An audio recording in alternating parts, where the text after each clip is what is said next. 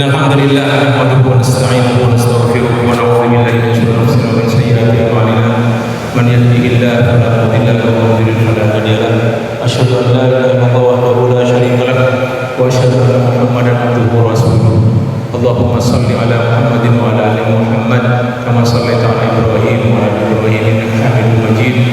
Allahumma barik ala Muhammadin wa ala ali Muhammad kama barakta ala Ibrahim wa ala ali Ibrahim innaka Hamidum Majid. Amma ba'd. Wa ya ikhwani al-izzah rahimani wa rahimakumullah. Kita lanjutkan kajian kitab Nihayatul Alam tentang berakhirnya alam semesta yang berisi tanda-tanda kiamat kecil dan besar. Tanda yang nomor 46, 47, 48 dan 49. Yang ke-46 adalah istihlalul hir, menghalalkan. Al-hir asal makna al-farj, kemaluan, menghalalkan kemaluan yakni zina, perzinahan. Kemudian yang 47 istihlalul harir, menghalalkan memakai sutra, ini khusus laki-laki. Yang ke-48 istihlalul khamri, menghalalkan minum atau mabuk-mabukan, minum khamr atau mabuk-mabukan. Yang ke-49 istihlalul ma'azif, menghalalkan tetabuhan, musik, termasuk juga biduan. Baik, jadi di sini ada 4. Dan dalam hadis ada keterangan sebelumnya apa yang dimana dengan menghalalkan, yaitu berkeyakinan bahwa semua yang disebutkan itu tadi, perzinahan, kemudian sutra untuk laki-laki, khamr, arak, narkoba, kemudian tetabuhan, musik dan sebagainya, itu meyakini bahwa itu halal. Itu makna daripada istihlal. Itu arti yang pertama, istihlal. Jadi menghalalkan yang haram. Makna yang kedua, mereka itu tidak punya keyakinan bahwa itu halal, punya keyakinan haram, tapi mereka biasa mengerjakannya. Itu berarti dia yakin zina itu dosa, tapi dikerjakan. Kalau yang tadi yang pertama, enggak, zina itu halal. Itu yang mana yang pertama. Sehingga ketika semua itu mabuk-mabukan, mereka yakin mabuk-mabukan itu haram, tapi mereka mengerjakannya. Jadi sehingga sudah jadi biasa, tidak ada yang mengingkarinya. Jadi dianggap biasa terus. Jadi mabuk-mabukan dianggap biasa, berzina dianggap biasa, walaupun itu dosa. Mereka sadar itu dosa. Nah, yang laki-laki pakai sutra sudah tahu itu dosa, tapi tetap pakai. Nah, begitu juga dengan makna daripada musik-musik, ya, mereka itu. Ini dalilnya dari Abi Amir atau Abu Malik Al-Asy'ari radhiyallahu anhu, anna Nabiy sallallahu alaihi wasallam qala, la yakunanna min ummati, sungguh akan ada pada umatku, aqwamun, suatu kaum, yastahillunal hirah, yang menghalalkan kemaluan, maksudnya menghalalkan perzinahan, wal harirah, yang menghalalkan sutra, ini khusus laki-laki, wal khamrah, arak, menghalalkan narkoba, mabuk-mabukan, semua yang memabukkan, wal ma'azifah, dan menghalalkan tetabuhan atau musik-musik. Kemudian sabda Rasulullah alaihi salatu wassalam, wala yanzilanna aqwamun ila jambi alamin yaruhu alaihim bisarihatin lahum, dan suatu ketika nanti ada suatu kaum, beberapa kaum yang tinggal di dekat alam, di sini artinya jabal, gunung. yaruhu alaihim bisarihatihim. Mereka itu punya punya binatang piaraan berupa kambing. Yaru alaihim bisarihatin lahum. Jadi ada tukang gembalanya yang menjaga kambing mereka. Datang terus penggembala ini menuntut hak. Ya'tihim, yakni al-faqir. Yang fakir itu, yang menggembala itu datang kepada mereka yang kaya, yang banyak kambingnya, lihajatin, untuk hajat atau keperluan. Fayaqulu irji ilaina ghadan, kembali lagi kepada kita besok. Jadi mereka itu tidak menepati janjinya. Orang miskin yang fakir tadi itu tidak tepati janji mereka, mereka berjanji kepada fakir. Tidak. Apa kata Rasulullah? Fa yubayyituhumullahu wa yadhul alamah. Maka pada malam harinya Allah akan menjatuhkan azab kepada mereka. Wa yadhul alamah, dan Allah akan meruntuhkan gunung di mana mereka itu ada di sana. Wa yamsakhu akharina, dan Allah akan mengganti wajah-wajah mereka qiradatan, berupa qiradah, yaitu mutak, monyet-monyet. Nah, seperti yang tadi pagi itu Aisyah ketika menjawab menjadi mereka semuanya ikhwanal qiradati wal khanazir. Mereka dijadikan monyet-monyet, wa khanazira, dan babi-babi, ila yaumil qiyamah, sampai bangkit hari kiamat. Dan ini belum terjadi, dan pasti akan terjadi, karena Rasulullah tidak berbicara dari nafsunya, tapi itu wahyu dari Allah Subhanahu wa taala. Kemudian masih juga dari Abu Malik tentang minuman khamr, bahwasanya Rasulullah SAW bersabda, la yashrabanna nasun min ummati, sungguh akan minum beberapa umatku. Jadi berapa umatku? Berarti tidak semuanya. Yusammu al-khamrah, mereka akan minum khamr dengan segala macam namanya, pokoknya khamr yang memabukkan.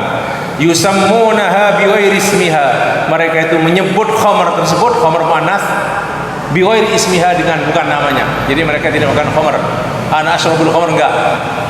Ala yu'zafu ala ru'usihim bil ma'azif, maksudnya di atas kepala mereka itu yu'zaf, dipukul di atas kepala mereka itu tetabuhan musik-musik. Ini sudah banyak terjadi ini. Walaupun adab siksa Allah belum ya. Dulu pernah ada di daerah Pangandaran atau mana itu lagi musik-musik, ada yang mabuk-mabukan, ada biru wanita yang setengah telanjang, langsung ada seperti tsunami kecil, beberapa orang mati. Nah, itu beberapa tahun yang lalu ada terjadi. Ini yu'zab ala ru'usim bil ma'azif, jadi dipenuhi oleh musik-musik, bunyi musik-musik, mereka itu joget-joget dan sebagainya, mabuk-mabukan. Wal mughanniyat, bidu wanita nyanyi. Kenapa kok bidu wanita? Kok tidak ada biduan pria? Karena pada umumnya wanita gitu kan. Bukan berarti pria terus boleh, enggak. Yakhsifullahu bihimul ardh, Allah akan menenggelamkan mereka ke dalam bumi.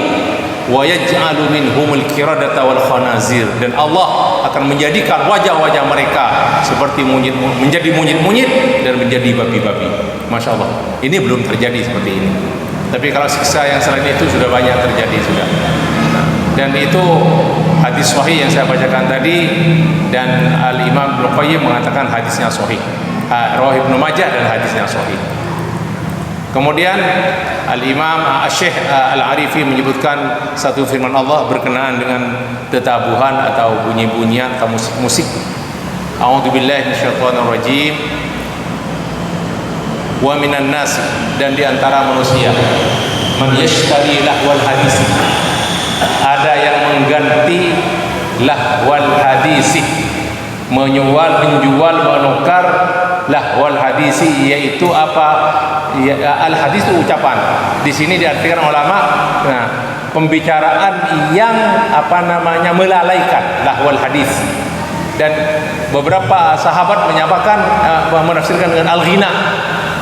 Jadi menukar nyanyian, maksudnya tidak baca Quran, ditukar dengan yang yang syar'i, ditukar dengan lahwal hadis, nyanyian-nyanyian, liyudilla an sabilillah, untuk menyesatkan dari jalan Allah, bighairi ilmin, tanpa dasar ilmu, wa yattakhidha huzwa, dan dia menjadikan jalan Allah, itu kembali ke sabilillah, sabil muannas, dan menjadikan jalan Allah itu buat main-main aja. Ulaika lahum adzabun muhinun, mereka itu akan mendapatkan siksa yang pedih, yang menghinakan. Nah, kemudian beberapa ulama termasuk beberapa sahabat juga menafsirkan lahwal hadis artinya adalah al-ghina dan alat-alat tetabuhan, al-ma'azif. Nah, kemudian dijelaskan oleh Syekh Muhammad Al-Arifi, dan Rasulullah sallallahu alaihi wasallam mendudukkan bersama, menggandengkan mendengar musik-musik dengan zina, dengan minum khamr yang tadi itu, yuzab ala ruusihim. Di sini juga ada la yakunanna, yang tadi yang saya baca hadis yang pertama, sungguh akan terjadi min ummati, di tengah-tengah umatku, aqwamun, beberapa kaum yang menghalalkan kemaluan, maksudnya menghalalkan perzinahan, wal harirah, dan sutra, itu laki-laki, wal khamrah, dan sesuatu yang memabukkan, khamr, wal ma'azif, dan musik-musik. Jadi satu itu semuanya. Jadi subur, ada musik, ada bidonita, di sana ada ini, ada perzinahan dan sebagainya. Jadi satu, digandeng oleh Rasulullah dalam satu hadis. Kemudian Al-Imam sahabat Rasulullah bernama Abdullah bin Mas'ud radhiyallahu anhu menyebutkan, berkata dia, innal ghina yumbitun nifaqa fil qalbi kama yumbitul ma'u az-zara'. Sesungguhnya nyanyian itu akan menumbuhkan penyakit nifak, kemunafikan dalam hati, sebagaimana air menumbuhkan tumbuh-tumbuhan. Itu nomor 46, 47, 48, 49. Baik. Kemudian nomor yang ke-50.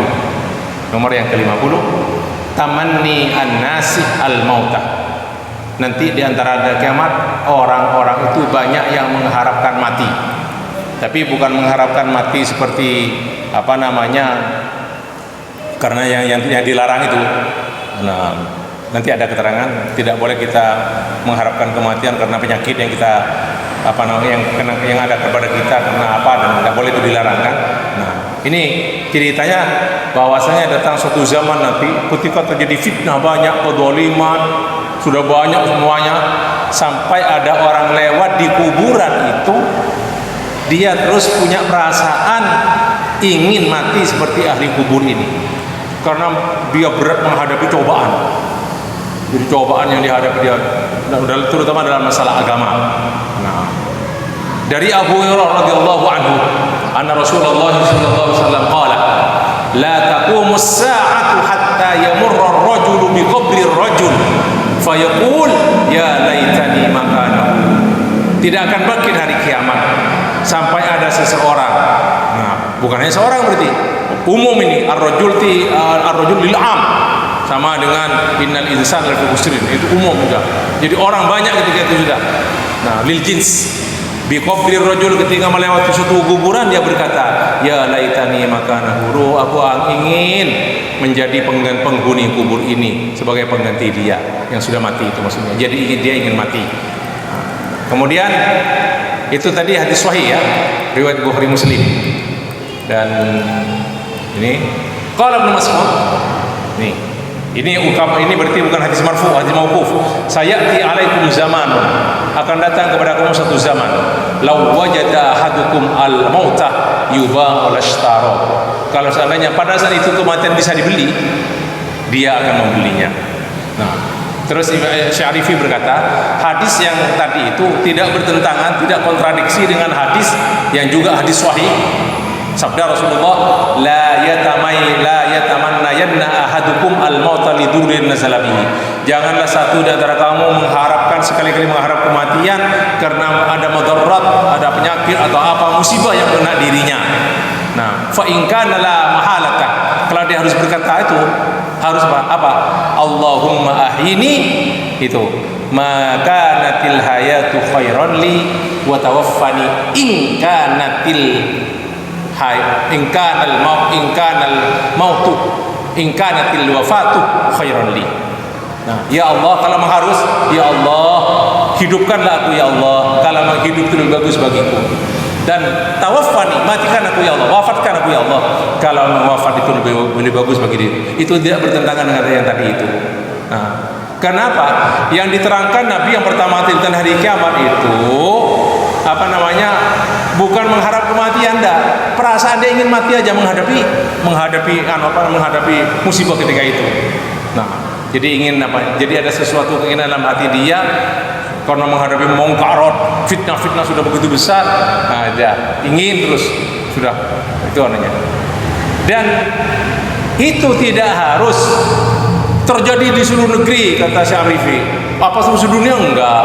Bisa terjadi itu di suatu tempat, tidak di tempat lain, dalam situasi yang berbeda. Bisa saja orang-orang itu mengharapkan kematian dalam kondisi dan tempat yang berbeda. Nah, itu makna daripada hadis yang saya baca pertama itu. Baik, kemudian yang terakhir ke-51, maji'u zamanin yusbihur rajulu mu'minan wa yumsi kafiran.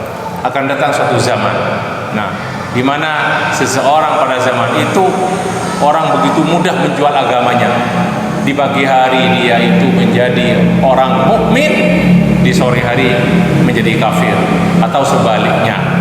Itu dari Abu Hurairah radhiyallahu anhu, anna Rasulullah sallallahu alaihi wasallam qala, badiru bil a'mali fitanan. Segera untuk mengerjakan amal-amal soleh, fitanan, untuk menghadapi fitnah-fitnah. Jangan terlambat. Kaqita'il lailil mudlim, di mana fitnah ketika itu terjadi seperti potongan-potongan malam yang gelap.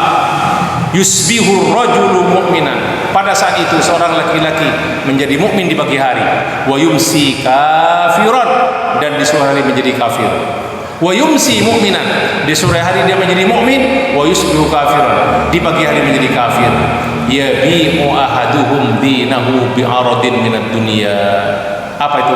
Gara-gara mereka, satu di antara mereka itu menjual agamanya, ditukar dengan kepentingan dunia, dengan harga yang mau dari dunia yang tidak ada artinya. Bi'aradin, mata, harta dari dunia. Yabi'u ahadukum dinahu bi'aradin minad dunya.